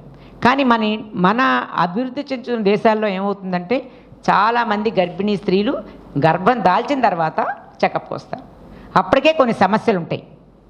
సో కొన్ని సమస్యలు ఉంటే మొదటి 3 నెలల్లో నేను చెప్పాను కదా, కొన్ని సమస్యలు ఉన్నప్పుడు వాళ్ళు ప్రెగ్నెన్సీ కంటిన్యూ చేయలేరు. ఈ సమస్య వల్ల సివియర్ హార్ట్ డిసీజ్ ఉంది ఉదాహరణకి, షుగర్ బాగా ఎక్కువ ఉంది కంట్రోల్ చేయలేకపోతున్నాం అన్నప్పుడు అబార్షన్ చేయడానికి కూడా వీలు పడుతుంది. అందుకనే మొదటి చెకప్ ఎప్పుడు మొదటి 12 వారాల్లో చేసుకోవాలి. అట్లాగే వైరల్ మార్కర్స్ ఇప్పుడు very important now. Viral markers VDRL అంటారు, సిఫిలిస్, అట్లాగే HIV more important now, HIV, అట్లాగే HBS యాంటీజన్, HCV. ఈ 4 ఉన్నప్పుడు వాటికి సరైన ట్రీట్మెంట్ ఇవ్వడం, అట్లాగే తల్లి నుండి బిడ్డకు కూడా రాకుండా కాపాడడానికి మనం మందులు పెడతాం. HIV అనేది కొన్ని సంవత్సరాల క్రితం 10-15 సంవత్సరాల క్రితం చాలా ప్రబలి ఉన్నది, ఇప్పుడు తగ్గిందని చెప్పారు. మన రీసెంట్గా కూడా world health organisation December 1st మన HIV AIDS డే అయింది. ఆ రోజు కూడా ఆంధ్రప్రదేశ్ ఇంకా 2nd ఉందంటున్నారు కదా HIV. సో గర్భిణీ స్త్రీలకు HIV వస్తే ప్రాబ్లం ఏంటంటే బిడ్డకు వచ్చే అవకాశం ఉంటుంది. అందుకుని మనం ఒకవేళ గమనిస్తే పాజిటివ్ ఉంటే కనుక డెఫినెట్గా మందుల వల్ల మనం తగ్గించి అది 0% కానీ 1% కానీ తగ్గించే అవకాశం ఉంటుంది. జాగ్రత్తలు చెప్తాం. అందుకని ఇవన్నీ ఇంపార్టెంట్. అట్లాగే OGTT అంటే షుగర్ టెస్ట్. షుగర్ టెస్ట్ ఇప్పుడు గవర్నమెంట్ ఆఫ్ ఇండియా మన లెక్క ప్రకారం ప్రతి 3 నెలలకి ఒకసారి OGTT టెస్ట్ చేయాలి. అంటే షుగర్ ఇచ్చి 75 గ్రామ్స్ గ్లూకోజ్ ఇచ్చి ఓరల్గా తాగడానికి 2 గంటలు పోయాక టెస్ట్ చేసినప్పుడు 140 మిల్లీగ్రాముల కంటే ఎక్కువ ఉంటే మనం వాళ్ళని ఏమంటామంటే ప్రెగ్నెన్సీలో షుగర్ వచ్చిన అనుమానంతో GDM అంటారు, జెస్టేషనల్ డయాబెటీస్ మిలిటస్. అంటే ప్రెగ్నెన్సీలో షుగర్ వస్తుంది కొందరికి, మళ్ళీ డెలివరీ అయ్యాక తగ్గొచ్చు, కానీ ముందు మళ్ళీ అది డెవలప్మెంట్ రావచ్చు. సో ప్రెగ్నెన్సీలో ఇవన్నీ టెస్ట్ చేయడం వల్ల మనకి షుగర్ ఉందా అన్నీ తెలుస్తాయి. అట్లాగే యూరిన్ ఎనాలిసిస్, యూరిన్ టోటల్గా ఆల్బిమిన్ అంటారు, షుగర్ అంటారు, ఇన్ఫెక్షన్ ఉందా మైక్రోస్కోపిక్ టెస్టు, అవసరమైతే కల్చర్ టెస్టు అన్నీ చేయాల్సిన. Next scan. ఇప్పుడు అందరికీ గర్భిణీ స్త్రీలు అందరికీ తెలిసే ఉంటుంది, స్కాన్ చేయడం చాలా సహజం, అవసరం కూడా. ఆ స్కాన్ ఎప్పుడెప్పుడు చేయాలి. అదర్స్ అంటే ఏంటి? ఇవన్నీ బేసిక్ టెస్టులు, కనీసం 10 టెస్టులు మినిమం. ఈ అదర్ టెస్ట్లు అనేది గర్భిణీ స్త్రీ యొక్క సమస్య, అంటే గుండె జబ్బు ఉందా, లేకపోతే ఊపిరితిత్తుల జబ్బు ఉందా, లేకపోతే లివర్ జబ్బులు ఉన్నాయా, కిడ్నీ జబ్బులు ఉన్నాయా, ఎపిలెప్సీ ఉందా, దాన్ని బట్టి దానికి సంబంధించిన టెస్టులు చేసేదాన్ని అదర్స్. హార్ట్ డిసీజ్ ఉందనుకోండి, ఈసీజీ అనో ఇకో అనో. నెక్స్ట్ స్కానింగ్లో ఎప్పుడెప్పుడు బేసిక్గా, ఇది కూడా బేసిక్ అంటే ఎప్పుడు ఖచ్చితంగా చెయ్యాలి అనే దానికి ఫస్ట్ స్కాన్ను 6 నుంచి 8 వారాల లోపల చేస్తే చాలా మంచిది. ఇందాక చెప్పాను కదా, ఫస్ట్ స్కాన్ చేసినప్పుడు దానివల్ల మనం ఏం తెలుసుకుంటామంటే గర్భసంచిలోనే ఉన్నదా, లేకపోతే ఎక్టోపిక్ ప్రెగ్నెన్సీ అంటే ట్యూబ్లో వస్తాయి. ఒకప్పుడు పొత్తు గడపలో నొప్పి అని వస్తారు తక్కువ రోజులకి. అప్పుడు మనం గమనించి తప్పకుండా స్కాన్ చేయాలి. స్కాన్ చేసినప్పుడు ట్యూబ్లో ఉందనుకోండి, చాలా ప్రమాదం. ఫస్ట్ 3 నెలల్లో తల్లి మరణించడానికి కారణం అనేదే ఎక్టోపిక్ ప్రెగ్నెన్సీ. గర్భసంచి లోపల గర్భిణీ ఉండదు, ట్యూబ్లో ఉంటుంది. సో గర్భనాళాల్లో ఉంటాయి, అది పగిలిపోతుంది, అది స్ట్రెచ్ అవ్వదు. సో పగిలిపోతే రక్తం అంతా పొట్టలో చేరి ప్రమాదం. సో ఈ విధంగా మనం గర్భసంచిలో గర్భిణీ ఉందా, లేకపోతే ఎక్టోపిక్ ప్రెగ్నెన్సీ ఉందా తెలుసుకోవడానికి, కవల పిల్లలు ఉన్నారా తెలుసుకోవడానికి. ఒకప్పుడు గర్భిణీ మంచిగా ఉండదు, ముత్యాల గర్భిణీ ఉంటుంది, అది కూడా తెలుసుకోవచ్చు. అట్లాగే అండాశయాల్లో ఏమైనా సిస్టులు ఉన్నాయా, సో ఏమన్నా గర్భసంచికి ఏమన్నా తేడాలు ఉన్నాయా, అన్నీ తెలుసుకోవడానికి ఈ ఫస్ట్ స్కానింగ్ అనేది చాలా ఉపయోగపడుతుంది. రెండో స్కాన్ మరి ఎప్పుడు చేస్తాం? 12 వారాలకి ఎన్టీ స్కాన్. ఎన్టీ అంటే దాన్ని ఇంగ్లీష్లో మేము మా సైంటిఫిక్గా మెడికల్గా అయితే న్యూకల్ ట్రాన్స్లూసెన్సీ. ఇక్కడ బేబీకి కొంచెం ఈ నెక్ దగ్గర వాళ్ళు స్కాన్ చేసినప్పుడు అది థిక్నెస్ని బట్టి వాళ్ళు పుట్టుకతో వచ్చే తేడాలు ఉన్నాయా లేదా అని తెలియటానికి ఆ ఎన్టీ స్కాన్. అలా ఉన్నప్పుడు ఎన్టీ స్కాన్ చేసినప్పుడు దానికి కంబైన్డ్గా మేము ఏం చేస్తామంటే డబల్ మార్కర్స్ అంటారు. ఈ 2 టెస్టులు చేసినప్పుడు బేబీకి జన్యుపరంగా క్రోమోజోమల్ డిఫెక్ట్స్ ఉన్నాయా లేదా అని తెలుసుకోవడానికి. చాలామంది ఈ టెస్ట్ చేయనప్పుడు రేపు పుట్టుకతో తేడాలు వచ్చినప్పుడు మాకు ఈ టెస్ట్ చేయలేదు ఏంటండి అని అడుగుతున్నారు. ఇప్పుడు అందరికీ నాలెడ్జ్ పెరిగింది డెఫినెట్గా. ఇలాంటి టెస్ట్ చేయకపోతే మనకి ఏమైనా పుట్టుకతో తేడా వచ్చి డౌన్ సిండ్రోమ్ అంటారు. డౌన్ సిండ్రోమ్ అంటే అదొక రకమైన congenital abnormality, chromosomal abnormality 21 T21. So ఆ తేడా వల్ల బేబీ మందకొడిగా, బ్రెయిన్ ఎదగక, గుండె జబ్బులతో అన్ని రకాలుగా ఉంటుంది. ఈ టెస్ట్ చేయడం వల్ల మనకి అవన్నీ లేవు అని తెలుస్తాయి. అట్లాగే ఇంకో ముఖ్యమైన స్కాన్ ఎప్పుడంటే 20 to 22 వీక్స్, టిఫా స్కాన్ అంటారు. Targeted imaging for fetal anomalies. ఫీటల్కి ఎనామలీస్ పుట్టుకతో వచ్చేవన్నీ స్ట్రక్చర్గా, అంటే బేబీ బుర్రకాయ పెద్దగా ఉందా, హైడ్రోకెఫాలస్ అంటారు. బేబీ స్పైన్ ఫార్మ్ అవ్వలేదు, దాన్ని ఏమంటారు, స్పైనల్ డిఫెక్ట్స్, వెన్నెముక. అట్లాగే ఏమన్నా హార్ట్ డిసీజెస్ కానీ అన్నీ బయటపడతాయి. ఇది 20 వీక్స్ స్కాన్లో టిఫా స్కాన్. మనకి అబార్షన్ చేసే హక్కు ఎప్పుడు దాకా ఉందంటే 24 వీక్స్ దాకా ఉంది. అందుకుని ఇలాంటప్పుడు పుట్టుకతో వచ్చే తేడాలు ఏమైనా ఉన్నాయి అంటే మేము అబార్షన్ చేయడానికి అవకాశం ఉంది. అలాంటి బేబీని ఎవరు ఉంచుకోవాలని అనుకోరు కదా. మేజర్ అంటే బేబీ ఇంకంపాటబుల్ టు లైఫ్, ఈ బేబీ పుడితే లైఫ్ లీడ్ చేయలేదు మనలాగా ఆరోగ్యంగా అన్న వాళ్ళలో ఈ అబార్షన్ చేస్తారు. 4th స్కాన్ 34 వీక్స్, అంటే దాన్ని గ్రోత్ స్కాన్ అంటారు. గ్రోత్ స్కాన్ అంటే ఏంటి? బేబీ పెరుగుదల వారాల ప్రకారం చక్కగా సమపాళ్ళల్లో ఉందా లేదా అని తెలుసుకోవడానికి దాన్ని గ్రోత్ స్కాన్ అంటే. డిఫరెంట్ స్కాన్స్కి డిఫరెంట్ నేమ్స్ ఉన్నాయి. ఫస్ట్ స్కాన్ని మనం డేటింగ్ స్కాన్ అంటాం, దీన్ని బట్టి ఎక్స్పెక్టెడ్ డేట్ ఖచ్చితంగా తెలుస్తుంది. రెండో స్కాన్ని మనం ఎన్టీ స్కాన్, మూడో స్కాన్ని టిఫా స్కాన్, నాలుగో స్కాన్ని గ్రోత్ స్కాన్ అంటాం. మేబీ మోర్ సమ్టైమ్స్ ఈ 4 స్కాన్స్ లో రిస్క్ ప్రెగ్నెన్సీలో చేసినప్పటికీ కూడా షుగర్ ఉంది ఫర్ ఎగ్జాంపుల్, ఉదాహరణ కవల పిల్లల గర్భిణీ ఉంది ఫర్ ఎగ్జాంపుల్, బేబీ తక్కువగా పెరుగుతుంది, ఇలాంటి వాళ్ళలో ఇంకా నెంబర్ ఆఫ్ స్కాన్స్ చేయవలసిన అవసరం కూడా ఉండొచ్చు. మరి సలహా, ఎన్ని టెస్ట్లన్నీ చేసిన తర్వాత ప్రెగ్నెంట్ లేడీ నువ్వు మంచిగా ఉన్నావు, నీకేం ప్రాబ్లం లేదు అని మనం ఒక ఎష్యూరెన్స్ ఇవ్వడం కానీ, లేదు నీకు ఫలానా ప్రాబ్లం ఉంది, ఈ ప్రాబ్లంకి ఇది ట్రీట్మెంటు అని మనం సలహా ఇవ్వాలి ఖచ్చితంగా. ఎటువంటి జబ్బు లేదనుకోండి, ఎటువంటి సలహాలు ఇవ్వాలి మనం అంటే దేని గురించి ఏమేమి ఇవ్వాలి? ఫస్ట్ మందులు కదా. సో ప్రతి గర్భిణీ స్త్రీకి కొన్ని మందులు అనేవి ఉంటాయి. ఈ మందులు అనేవి ఖచ్చితంగా వాడాలా లేదా? ఏ జబ్బు లేదు, ఓన్లీ గర్భిణీ స్త్రీ చెకప్కి వచ్చారు, అయినప్పటికీ కూడా కాల్షియం, ఐరన్ ఖచ్చితంగా వాడాలి. ఫస్ట్ 12 వారాల లోపల గర్భిణీ వచ్చిన వాళ్ళల్లో ఏమేమి వాడతాం? Folic acid. ఇప్పుడు అందరికీ తెలుసు, చాలామంది గూగుల్లో చూస్తున్నారు ఫోలిక్ యాసిడ్ ట్యాబ్లెట్స్. గర్భిణీ రాకముందే కూడా స్టార్ట్ చేయాలి. కనీసం 6 వారాలు గర్భిణీ రాకముందు ప్లాన్ చేసుకున్న వాళ్ళు కూడా ఈ ఫోలిక్ యాసిడ్ ట్యాబ్లెట్స్ వాడాలి. ఎందుకు అంటే ఈ ఫోలిక్ యాసిడ్ ట్యాబ్లెట్స్ వాడిన వాళ్ళల్లో న్యూరల్ ట్యూబ్ డిఫెక్ట్స్ అంటే బ్రెయిన్ డిఫెక్ట్స్, స్పైన్ డిఫెక్ట్స్ తక్కువగా ఉంటాయి. 50%, 70% వరకు తగ్గే అవకాశం ఉంటుంది. అట్లాగే ఫిట్స్ వస్తాయనుకోండి, ఆ ఫిట్స్ వాళ్ళు తప్పకుండా వాడాలి. డోస్ కూడా పెంచుతారు వాళ్ళు. సో ఇలాంటివి కంపల్సరీ కొన్ని. అట్లాగే షుగర్ వాళ్ళు ఉన్నారనుకో, ఫోలిక్ యాసిడ్ కంపల్సరీగా వాడాలి. సో అందరూ వాడాలి, వాళ్ళు ముఖ్యంగా వాడాలి. సో అట్లాగే మల్టీ వైటమిన్స్, డాక్సినేట్ అంటే వాంతులు ఎక్కువగా ఉన్న వాళ్ళలో మేము ఆ డాక్సినేట్ ట్యాబ్లెట్, పిరిడాక్సిన్ అంటారు, B6. అట్లాగే 12 వారాలు దాటాక పూర్తిగా వాంతులు తగ్గిన వాళ్ళల్లో మేము ఐరన్ ట్యాబ్లెట్స్, కాల్షియం. ఎందుకు ఐరన్ ట్యాబ్లెట్స్ ఇవ్వాలి అనేది, పెరుగుతున్న పిండం రక్తం ఎక్కువ తీసుకుంటుంది కదా, పెరుగుతున్న పిండానికి, గర్భసంచికి అన్ని అవయవాలు పెరుగుతాయి, రక్తం పెరుగుద్ది. ఉదాహరణకి రక్తం మనకు 5 లీటర్లు ఉంటుంది అనుకోండి, ఇంకా 2.50% పెరుగుద్ది. ఈ రక్తం డిమాండ్ పెరగడానికి వాటర్ పెరుగుతుంది, బరువు పెరుగుతారు గర్భిణీ స్త్రీలు. 10-12 కేజీలు మొత్తం గర్భిణీలో 9 నెలల్లో పెరుగుతారు. ఈ పెరుగుదల, పిండం పెరుగుదలకు కానీ, మాయ పెరుగుదలకు కానీ, అన్ని రకాల అవయవాల పెరుగుదలకి కలిపి డిమాండ్ ఎక్కువ ఉంటుంది. అందుకని ఐరన్ వాడాలి. వాడిన వాళ్ళల్లో ఏమవుతుందంటే రక్తహీనత మొదలు పెడుతుంది. మంచిగా రక్తం 12% ఉన్నా కూడా మొదటిలో రక్తం క్షీణిస్తూ ఉంటుంది. సో ఐరన్, కాల్షియం దేనికి? ఎముక సాంద్రతకి, బేబీ పెరుగుతున్న బేబీకి సాంద్రతకి. మరి వ్యాక్సిన్లు ఏమి ఇవ్వాలి? అందరికీ తెలుసు వ్యాక్సిన్లు. టీటీ ఇంజెక్షన్ అంటారు కదా, టెటనస్ టాక్సైడ్.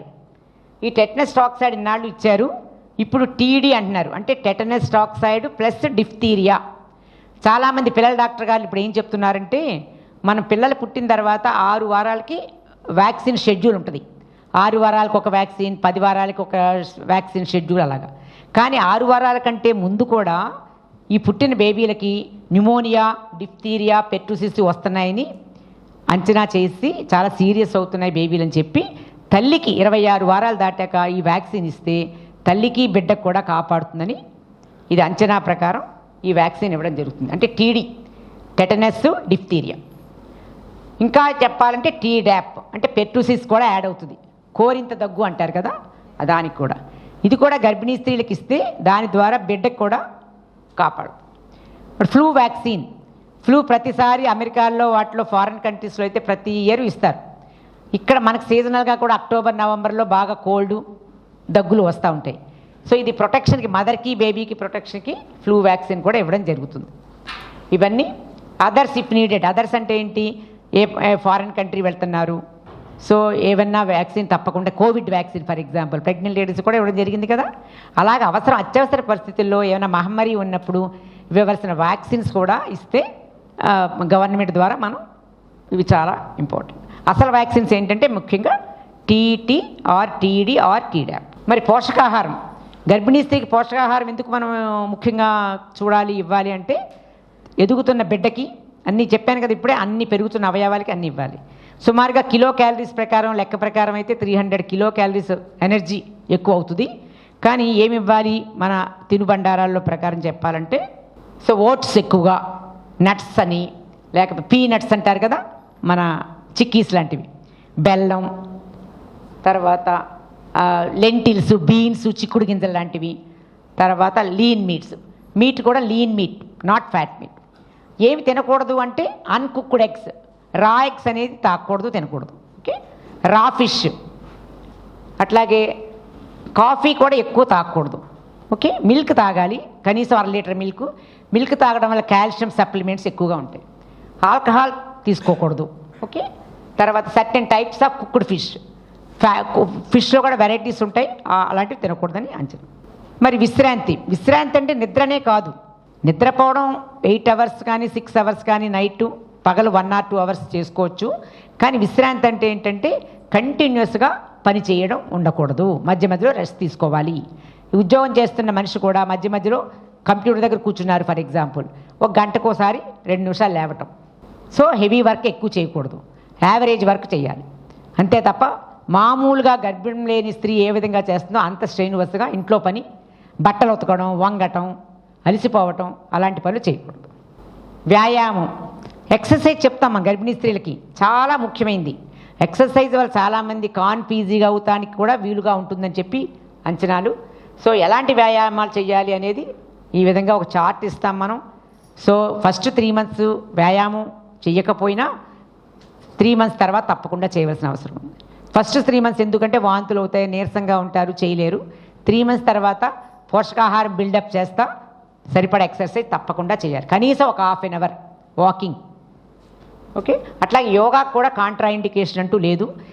యోగా ప్రెగ్నెన్సీలో సెపరేట్ వ్యాయామాలు ఉంటాయి, అవి కూడా చేయాలి. ఏవి చేయకూడదు అనే దానికి కొన్ని ఉన్నాయి, అవన్నీ అవాయిడ్ చేయాలి. మరి నిద్ర ఎన్ని గంటలు పడుకోవాలి అనేదాన్ని ప్రతి గర్భం లేని స్త్రీ కూడా 8 గంటలు పడుకోవాలని ఒక రూల్ ఉంది. అది ప్రత్యేకంగా గర్భిణీ స్త్రీకి చాలా బాగా వర్తిస్తుంది. అది కనీసం రాత్రిపూట 8 గంటలు, పగల కనీసం 1 గంట 2 గంటలు. పడుకున్నప్పుడు ఏ విధంగా పడుకోవాలి అంటే ఎడమ పక్క తిరిగి పడుకోవాలి. ఎందుకు అంటే ఈ గర్భం యొక్క ఒత్తిడి మన రక్తనాళాలను, పెద్ద రక్తనాళం అయోర్టా అంటారు, మనకి గుండె నుంచి రక్తనాళం పెద్దదాన్ని అయోర్టా అంటాం. ఆ బ్లడ్ అంతా మనకి కాళ్ళకి అంతా సప్లై చేస్తుంది. సప్లై చేసినప్పుడు ఆ పిండానికి కూడా సప్లై చేస్తుంది. అలాంటప్పుడు మామూలుగా పడుకుంటే అది ఒత్తిడి వల్ల రక్త ప్రసరణ తక్కువగా ఉంటుంది. సో రక్త ప్రసరణ పెంచాలి అంటే గర్భిణీ స్త్రీకి మనం ఎడమ పక్కన పడుకోవాలి ఎక్కువ శాతం అని అడ్వైజ్ చేయాలి. 8 hours మినిమం రాత్రిపూట, కనీసం పగలు 2 గంటలు. ఓకే, దుస్తులు ఎలాంటి దుస్తులు వేసుకోవాలి అంటే తేలికైన వస్తువులు, కాటన్ వస్తువులు ఎక్కువగా వేసుకోవాలి. అంతేగాని సిల్క్ వస్తువులు, సిల్క్ దుస్తులు, బరువైన బట్టలు వేసుకోకూడదు. చాలా చెమటలు పట్టే డ్రెస్సులు అలాంటివి వేసుకోకూడదు. ప్రయాణాలు కూడా చాలామందికి డౌట్లు వస్తాయి. గర్భిణీ స్త్రీ నేను పలానా చోటుకి వెళ్తాను, వెళ్ళొచ్చా లేదా. ముఖ్యంగా ప్రయాణాలు మొదటి 3 నెలల్లో ప్రయాణించడం మంచిది కాదు, అత్యవసర పరిస్థితి అయితే తప్ప. మొదటి 3 నెలలు, అట్లాగే 34 వారాలు 36 వారాలు దాటిన తర్వాత, అట్లాగే ఫస్ట్ 12-14 వారాల దాకా ఫ్లైట్ జర్నీ చేయకూడదు. 34 నుంచి 36 వారాలు కూడా ఫ్లైట్ జర్నీ చేయకూడదు. యూజువల్గా డాక్టర్ సర్టిఫికెట్ ఇస్తారు ఫ్లైట్ జర్నీ చేసినప్పుడు గర్భిణీ స్త్రీకి. ఇవి 12 వారాల నుంచి 34 వారాల లోపల ప్రెగ్నెన్సీ, పలానా రోజు ఎక్స్పెక్టెడ్ డేట్ అని చెప్పి. సో అందుకుని అట్లాగే ప్రయాణాలు కూడా అలసిపోయే ప్రయాణాలు చేయకూడదు, దూర ప్రయాణాలు చేయకూడదు, బంపీ రోడ్స్ ప్రయాణాలు చేయకూడదు. మోస్ట్ ఆఫ్ ది జర్నీస్ మనం ట్రైన్లో చేయడం మంచిది.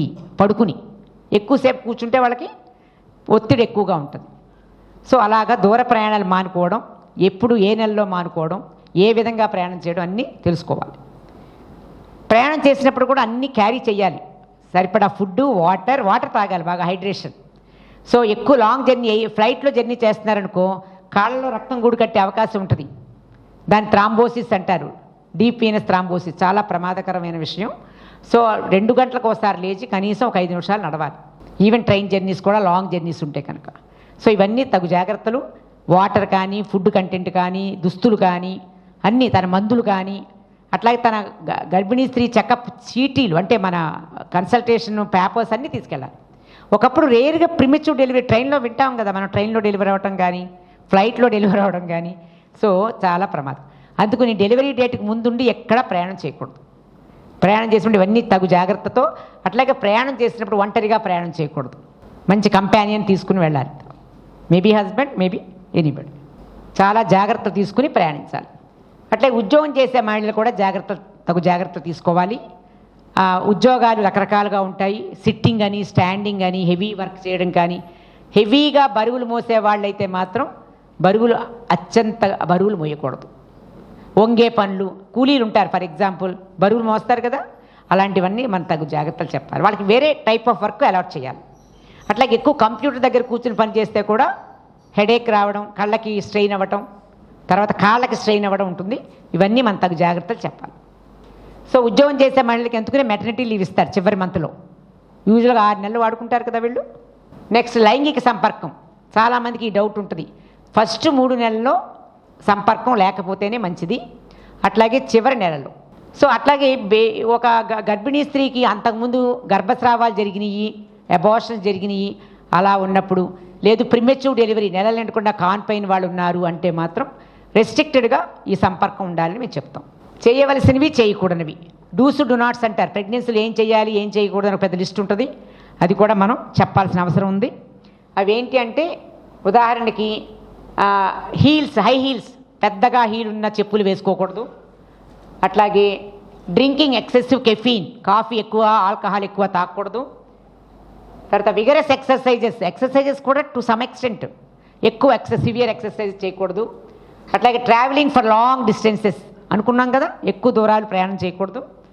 అట్లాగే లిఫ్టింగ్ హెవీ వెయిట్స్, కింద నుంచి బరువులు ఎక్కువ బిందులు మోయటం, నీళ్లు మోయటం అవన్నీ. అట్లాగే డూస్ ఏమేం చెయ్యాలి అనే దానికి యోగా ప్రాక్టీస్ చేయొచ్చు. గెట్ ప్రాపర్ స్లీప్ అనేది చాలా ఇంపార్టెంట్ ప్రెగ్నెన్సీలో. అట్లాగే పీస్ఫుల్ స్లీప్ ఉండాలి. నైట్ టైము బాగా భయంకరమైన సినిమాలు టీవీలు చూడకూడదు. ఓకే. అట్లాగే avoid alcohol and tobacco. Keep your self stress free. మంచిగా శాంతివంతమైన సినిమాలని, బేబీలు అందంగా ఉండే బేబీలు చూడడం అవన్నీ చూడాలి. అంతేగాని భయంకరమైన విషయాలు వినటం, భయంకరమైన పేపర్ న్యూస్ వినటం అవి చేయకూడదు. తల్లి పాల గురించి కూడా ప్రెగ్నెన్సీలో చెప్పవలసిన అవసరం ఉంది. ఎందుకంటే ఇమీడియట్లీ ఆఫ్టర్ డెలివరీ పాలు ఇవ్వాల్సిన అవసరం ఉంది. తల్లి పాలు ఇమీడియట్గా కాన్పైన తర్వాత ఎంత టైం లోపల ఇవ్వాలి అనుకుంటే అందరికీ తెలియాలి. గంట లోపల ఇవ్వాలి ఇమీడియట్గా. అంత గంట లోపల ఇవ్వాలంటే ముందు ట్రైనింగ్ అవ్వాలి. తల్లి తన పాల గురించి నిప్పుల్స్ బాగున్నాయా లేదా, బ్రెస్ట్ హెల్దీగా ఉందా అన్నీ మనం గర్భిణీ స్త్రీలో ఉన్నప్పుడే మేము చూస్తాం జనరల్ చెకప్లో. అలాంటప్పుడు ఆ డెలివరీ అయిన తర్వాత అవన్నీ సమస్యలు మనం ఇమీడియట్గా ట్రీట్మెంట్ ఇవ్వలేం. అలాంటివి ఏమన్నా ఉంటే తప్పకుండా మనం హెల్దీనెస్ ఉందా లేదా చూసుకుని మనం గమనించి తల్లిపాల గురించి అవగాహన ఇవ్వాలి. తల్లిపాలు 6 నెలలు కనీసం ఇవ్వాలి, తల్లిపాలే ఇవ్వాలి, ఎక్స్క్లూజివ్ బ్రెస్ట్ ఫీడింగ్ అనే దాని గురించి మనం వివరిస్తే తల్లి ప్రిపేర్ అయ్యి ఉంటారు. మరి అధిక ప్రమాదం గర్భధారణ లక్షణాలు కూడా తెలుసుకోవాలి. ఇప్పుడు చెకప్లకి రమ్మన్నాం మనం కరెక్టే, కానీ మధ్యలో ఏమైనా జరిగితే ఇలాంటి సమస్యలు జరిగినప్పుడు వెంటనే రావాలి అని అవగాహన ఇంట్లో వాళ్ళకి ఉండాలి, గర్భిణీ స్త్రీకి ఉండాలి. ప్రతి గర్భిణీ స్త్రీకి ఇంట్లో ఒక కంపానియన్ కంపల్సరీగా ఉండాలి. ఇంట్లో ఒక్కరే ఉండకూడదు. అది 3 నెలల గర్భిణీ అవ్వచ్చు, 6 నెలల గర్భిణీ అవ్వచ్చు. సో తీవ్రమైన తలనొప్పి మొదటి 3 వారాల్లో, మొదటి 3 నెలల్లో కొంచెం ఒక మాదిరిగా పర్వాలేదు. బట్ 3 నెలల తర్వాత ఎప్పుడైనా సివియర్గా తలనొప్పి ఉన్నా, దృష్టి మార్పులు, కళ్ళు మసకలు ఉన్నా, ఇవి ఎప్పుడు జరుగుతాయంటే బీపీ ఎక్కువ ఉన్న వాళ్ళలో జరుగుతాయి. ఒకప్పుడు బీపీ చెక్ చేసుకోలేదు, సడన్గా తలనొప్పి వచ్చింది అంటే అది చిహ్నం. అట్లాగే తీవ్రమైన పొత్తి కడుపు నొప్పి లేదా తిమ్మిరి. పొత్తి కడుపు నొప్పి ఎందుకు వస్తుంది అంటే ఒకప్పుడు ఉమ్ము నీరు ఎక్కువ ఉన్నా, లేదు నొప్పులు వస్తున్నా, లేదు లోపల రక్తస్రావం జరుగుతున్నా, గర్భసంచిలో గర్భస్రావం జరుగుద్ది. ఎందుకంటే మాయ విడిపోయి. అలాంటి వాళ్ళలో సివియర్గా పొట్ట నొప్పి వస్తుంది. అలాంటి వాళ్ళు వెంటనే రావాలి. చేతులు, ముఖం లేదా పాదాల వాపు ఎక్కువగా ఉండాలి, బాగా బండబారిపోయి కాళ్ళు. వికారం మరియు వాంతులు అన్నీ మొదటి 3 నెలల్లో ఉండొచ్చు, బట్ తర్వాత ఎక్కువగా ఉన్నా కూడా అది ప్రమాదకరం. అసాధారణ లేదా తీవ్రమైన వెన్ను నొప్పి, విపరీతమైన నడుగు నొప్పి కానీ, పిండం కదలిక తగ్గింది, పిండం అసలు కదలకే లేదు. పిండం కదలిక ఎప్పటి నుంచి గమనిస్తారు అంటే గర్భిణీ స్త్రీలు 20 వారాల నుంచి.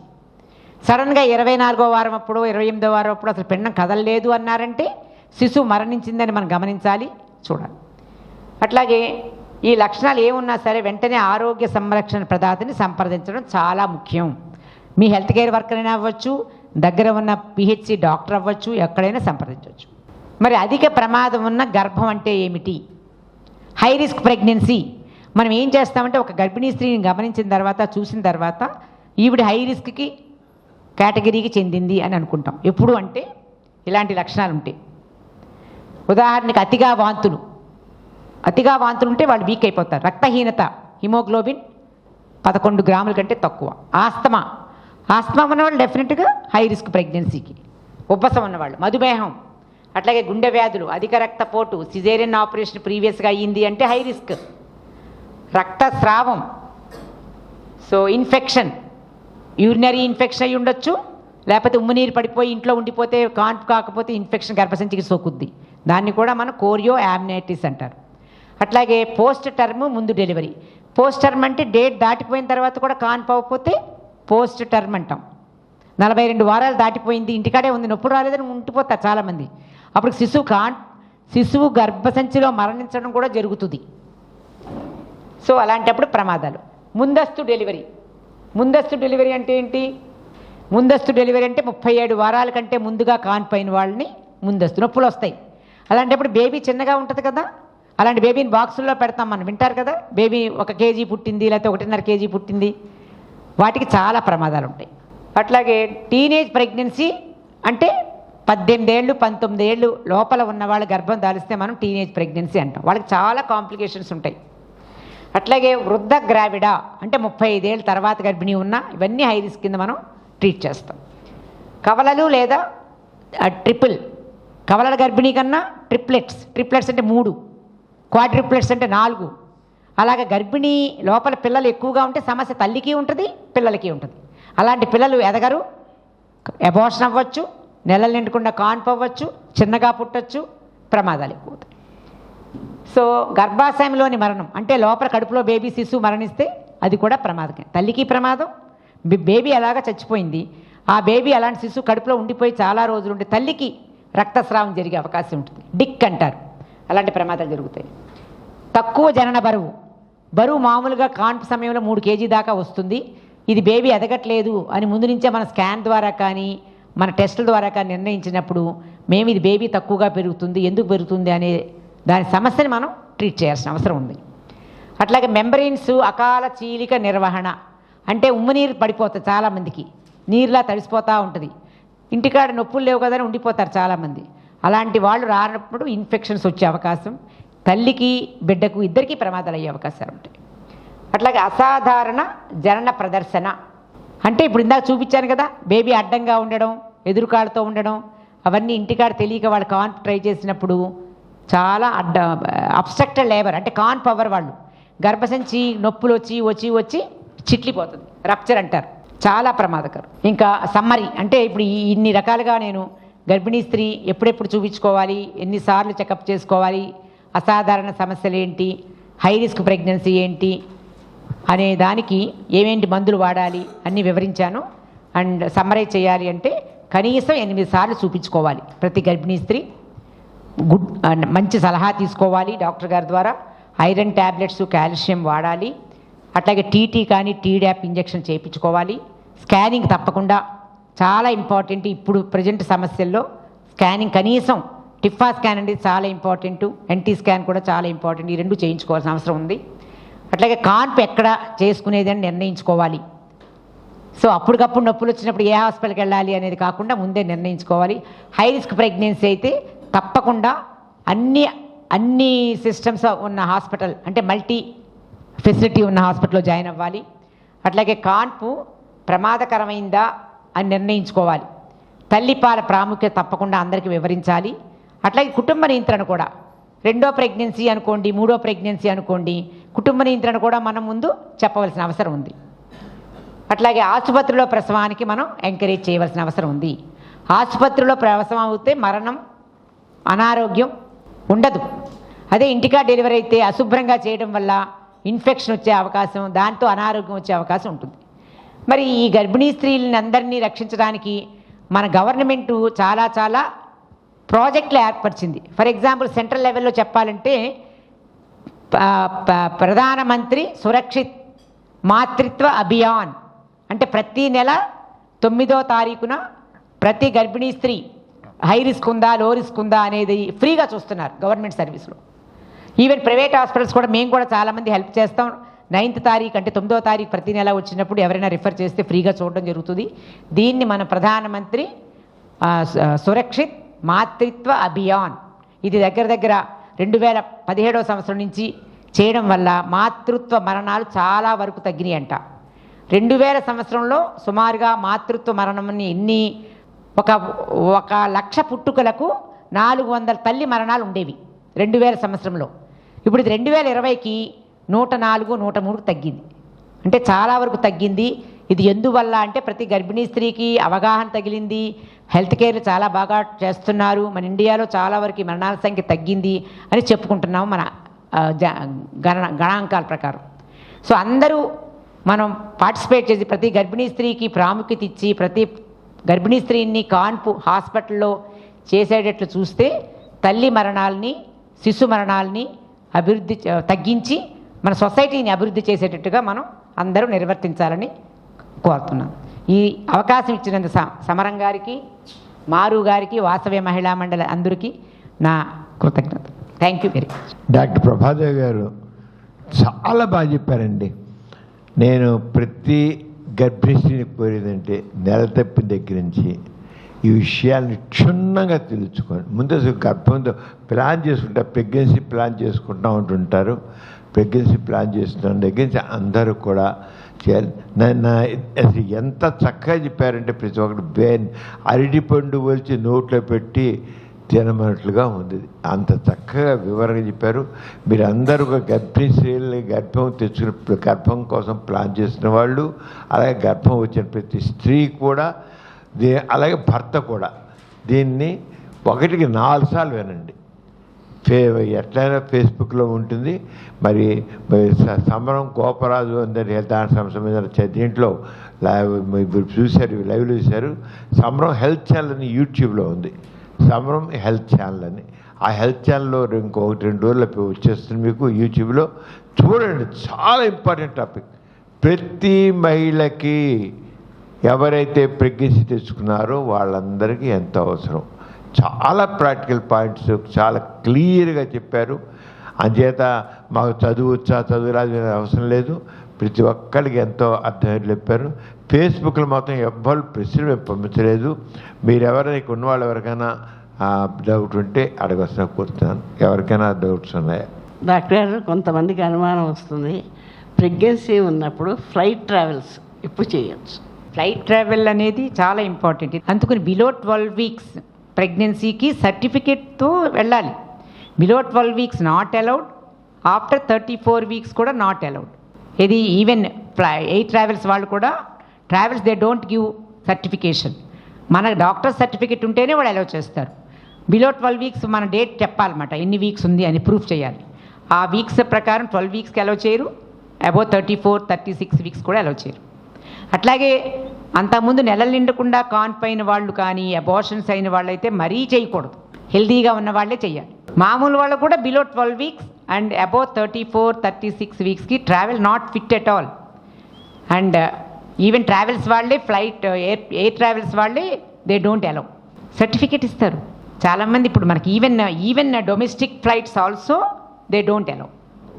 అది international flights very difficult, screen చేస్తారు. మనకి ఎలాగా చేస్తారో అలా చాలా strict, unless with certificate. Doctor గారు, ఇప్పుడు హెచ్ఐవి పాజిటివ్ వాళ్ళు బేబీకి మిల్క్ ఇవ్వచ్చా, ఇవ్వకూడదా?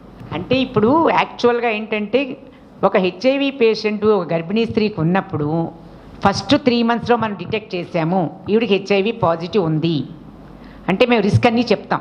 ఏమని, బేబీకి వచ్చే అవకాశం 25 నుంచి 40% వరకు. అంటే 100 మంది హెచ్ఐవి గర్భిణీ స్త్రీలు ఉన్నారు అంటే 25 నుంచి 40 వరకు బేబీలకు వచ్చే అవకాశం ఉంటుంది. దేని ద్వారా? మాయ ద్వారా. మరి నీకు ఈ ఛాన్స్ తీసుకుంటావా లేకపోతే అబార్షన్ చేసుకుంటావా? First preference abortion. నాకు అలాంటి బేబీ వద్దు అంటే అబార్షన్. కానీ బేబీకి రాకుండా ఏమైనా మందులు ఉన్నాయా అన్నారు అంటే ఇప్పుడు ప్రస్తుతం దాంట్లో మందులు ఉన్నాయి. టీఎల్డి, టెనోఫోవిర్, లెమివిడిన్ అండ్ డోల్టిగ్రావిర్ 3. ఈ 3 కాంబినేషన్తో ఒక డ్రగ్ వచ్చింది, ఒకే ఒక ట్యాబ్లెట్. అది 12 వారాలు దాటాక చక్కగా వేసుకుంటే, ఈ 12 వారాల నుంచి నెలలు నిండే వరకు వేసుకుంటే 100%లో ఎంత శాతం వస్తుంది అంటే 40% నుంచి 2% తగ్గిపోతుంది. 0 అని మనం చెప్పలేం. అట్లాగే డెలివరీ అయినప్పుడు సిజేరియన్ డెలివరీ. ఎందుకు అంటే యోని ద్వారా డెలివరీ అయినప్పుడు ఆ సెక్రీషన్స్ ద్వారా బేబీకి అంటుకుని హెచ్ఐవి వచ్చే అవకాశం ఉంటుంది. అట్లాగే కాన్పైన తర్వాత తల్లిపాలు ఇవ్వకుండా బయట పాలే ఇస్తే ఇంకొంచెం 10% తగ్గించవచ్చు. అంటే 3 రకాలుగా మందులు వేసుకోవడం, తల్లి కాన్పు సిజేరియన్ ఆపరేషను, బేబీకి తల్లిపాలు ఇవ్వకుండా బయట పాలు ఇవ్వటం వల్ల చాలా వరకు తగ్గించవచ్చు. ఎంతవరకు అంటే 40% నుంచి 2% వరకు. కానీ మన WHO ఏమని చెప్పిందంటే, మన ఇండియా అంటే డెవలపింగ్ కంట్రీ, పాలు ఇవ్వలేరు, బయట పాలతో ఇన్ఫెక్షన్స్ ఎక్కువ వస్తాయి, బాటిల్ ఫీడింగ్ అంటే చాలా ఇన్ఫెక్షన్స్, ఫార్ములా సరిగ్గా కలపరు, సో దానివల్ల వచ్చే ప్రమాదాలు ఎక్కువగా ఉన్నాయి కనుక తల్లిపాలు ఇవ్వడం మంచిది అని నిర్ణయించింది. తల్లిపాలు కంపల్సరీగా 6 నెలలు ఇస్తా. ఫస్ట్ 6 వారాలు బేబీకి డ్రాప్స్ ఇవ్వాలి. హెచ్ఐవి రాకుండా డ్రాప్స్, తల్లిపాల నుంచి డ్రాప్ ఒక 6 వారాలు. తల్లి ఎప్పుడైతే 12 వారాల నుంచి నెలలు నిండే వరకు ఈ TLD అనే డ్రగ్ వాడిందో అలాంటప్పుడు బేబీకి 6 వారాలు నెవరెపిన్ డ్రాప్స్ రోజుకు ఒక సింగిల్ డోసు 6 వారాలు ఇస్తే సరిపోతుంది. అది 6 నెలల వరకు పాలు ఇవ్వచ్చు. 6 నెలల తర్వాత డెఫినెట్గా బయట మిల్క్ అన్ని ప్రోటీన్ అన్నీ ఇవ్వాలి కదా. మిక్స్డ్ ఫీడ్స్ మాత్రం ఇవ్వకూడదు. మిక్స్డ్ అంటే ఏంటి? తల్లిపాలు బయట పాలు రెండు అంటే కలిపిన దాన్ని ఏమంటాం మనం? Mixed feeding. మిక్స్డ్ ఫీడ్ ఇవ్వకుండా తల్లిపాలు ఇస్తే మరణాలు, శిశు మరణాలు కాదు, దాన్ని ఏమంటారు? నియోనేటల్ డెత్స్, చిన్నపిల్లల మరణాలని మనం తగ్గించవచ్చు అని అంచనాలు. అందుకని మనకి వరల్డ్ హెల్త్ ఆర్గనైజేషన్ ఏమి అడ్వైజ్ చేసిందంటే, మన డెవలపింగ్ కంట్రీ లైక్ ఇండియాలో పూర్ పీపుల్కి they can't afford tinned milk, formula milk కలపడం రాదు. సో దాంతో న్యూట్రిషియస్గా తయారవ్వదు బేబీ. తల్లిపాలు ఇవ్వడమే మంచిదని చెప్పి అంచనా ప్రకారం తల్లికి మందులు ఇవ్వటం, సిజేరియన్ ఆపరేషన్ ఆప్షన్ ఇవ్వటం, ఈవెన్ కాన్పు కూడా వెజినల్గా చేయాలి అనే రూల్ కూడా పెట్టింది WHO. తర్వాత 3వది తల్లిపాలు ఇస్తేనే మంచిది అన్నట్టుగా చెప్పి, అందుకని మనం ఇదే అవలంబిస్తున్నాం మన సెన్సెస్ ప్రకారం. ఎవరికి మారు గారు వందనం చేస్తారు. డాక్టర్ ప్రభాదేవి గారు చాలా చక్కగా చెప్పారు, చాలా వివరంగా చెప్పారు. ఇక ఏవి డౌట్స్ రాను కూడా రావు. నేను ఈ 2 డౌట్స్ మీ అందరి కోసం అడిగా. మీరందరూ చాలామంది ఇప్పుడు ఫారిన్ కంట్రీస్లో ఉన్నారు. వాళ్ళు మళ్ళీ డెలివరీకి ఇండియా రావాలంటే ఎలా రావాలి, ఇక్కడున్న వాళ్ళు వెళ్ళాలంటే ఎలా వెళ్ళాలి, అందుకని తర్వాత HIV పాజిటివ్ వాళ్ళు కూడా ఏం చెయ్యాలి అన్న విషయం కూడా డాక్టర్ గారు చాలా బాగా చెప్పారు. డాక్టర్ గారు మీకు చాలా థ్యాంక్స్ అండి. చాలా వివరంగా యాంటీనేటల్ కేర్ గురించి చెప్పారు. డాక్టర్ గారికి థ్యాంక్స్ తెలియజేస్తూ మళ్ళీ వచ్చే వారం 14వ తారీఖున డాక్టర్ బివి గురునాథ శర్మ గారు, ఆయన orthopaedic surgeon, knee pain and osteoarthritis అంటే చాలామందికి మోకాళ్ళ నొప్పులు వస్తాయి. ఈ మోకాళ్ళ నొప్పులు వచ్చినప్పుడు ఎటువంటి జాగ్రత్త తీసుకోవాలి, ఏం చేయాలి అన్న దాని గురించి డాక్టర్ గారు మాట్లాడతారు. వచ్చే వారం మనం కలుద్దాం. Thank you very much. దీంతో ఈ సమావేశం ముగుస్తుంది. Thank you. ఈ కార్యక్రమం మీకు ఎంతో నచ్చింది కదా. ఇటువంటి మరిన్ని వీడియోల కోసం అనతి కాలంలోనే 20 కోట్ల వ్యూస్ సాధించిన సమరం ఛానల్ సమర్పించు సమరం హెల్త్ ఛానల్కు సబ్స్క్రైబ్ చేయండి, లైక్ చేయండి, మీ ఫ్రెండ్స్కి షేర్ చేయండి. అలాగే ప్రక్కనున్న గంట సింబల్ని ప్రెస్ చేయడం మర్చిపోకండి.